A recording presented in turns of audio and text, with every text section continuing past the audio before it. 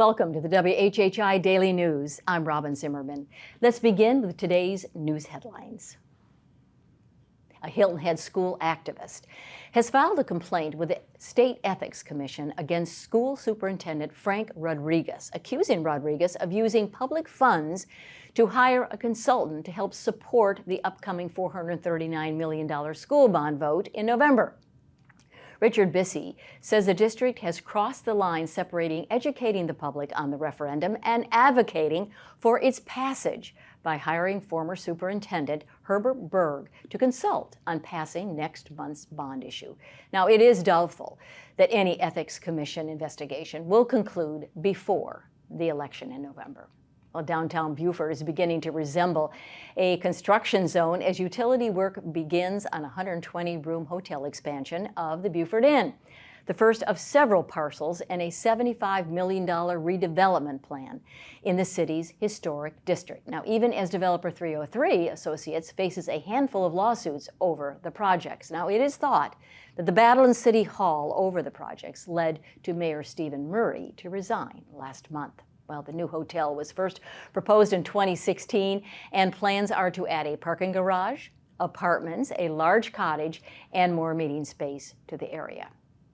With tickets to the elevated RBC Heritage next spring that now have gone on sale are going to be elevated as well. A daily grounds pass is costing $100, but you can get one for the whole week for $400, and an ultimate day pass will get you into all of the hospitality venues for $1,000 a day. Well, kids 15 and under will still get in free with a paying adult. The April Heritage will feature only between 70 and 80 of the most elite players battling for a $20 million purse. Well, among the Beaufort Shrimp Festival's activities this weekend is a 5K run, different from most in the Lowcountry, what's being called a gaggle of Gumps. Forrest Gumps will cross the Woods Memorial Bridge, as Tom Hanks did nearly 30 years ago.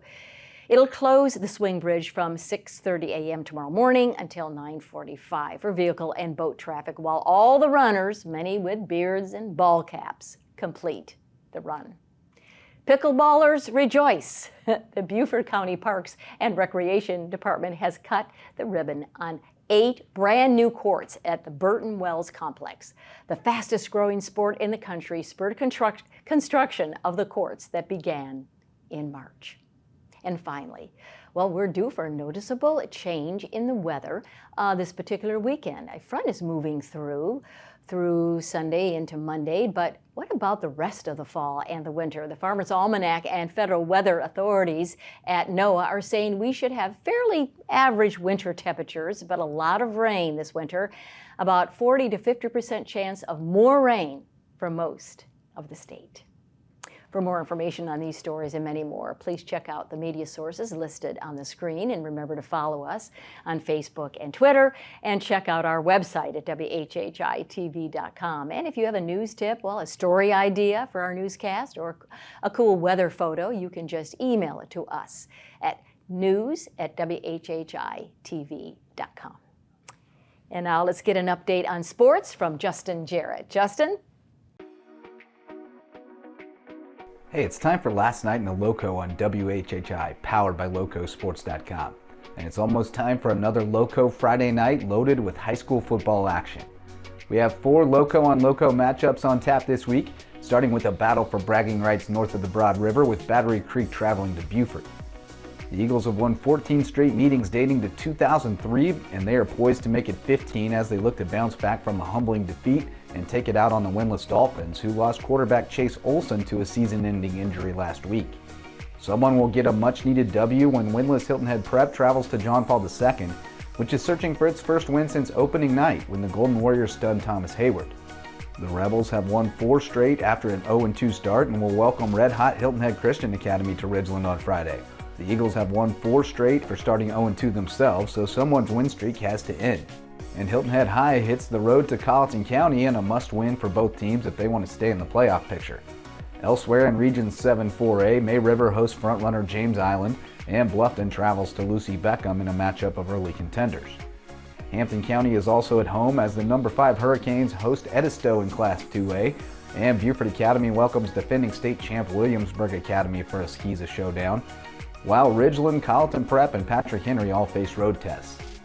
We'll get you ready for kickoff at 12:30 p.m. Friday on Loco Game Day Live and let you know how it all goes down in real time Friday night at 11:30 p.m. on the Loco Pigskin Live recap show.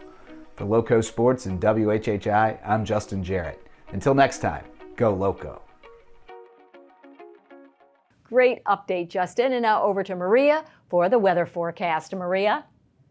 Thanks, Robyn. Yep, so taking a look ahead, it does look like we're still going to have some beautiful weather as we get through the rest of this week and going into next week, but we are going to see a pretty drastic drop in temperature come Sunday due to the cold front coming through, and then the temperatures are going to stay down into next week. But taking a look at Saturday, it's going to be partly cloudy, with Hilton having a high 82, a low of 65, Bluffton's going to high 82, a low of 62, and Beaufort's going to high 81 and a low of 64.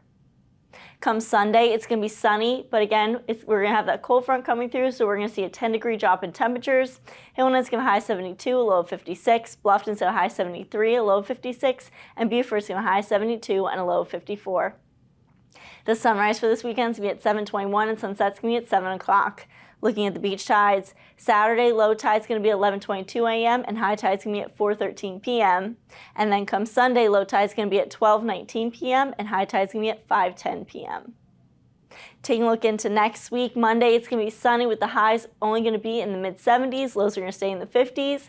Come Tuesday, it's going to be sunny with the highs getting into the low 80s and lows in the 50s. And then come Wednesday, it's going to be partly cloudy with the highs back down into the 70s and lows going up into the 60s. That's it for today. Let's head it back to the desk. Coming up after the break, we'll talk with the Human Resources Director for the City of Hardyville about all the job openings. Stay tuned.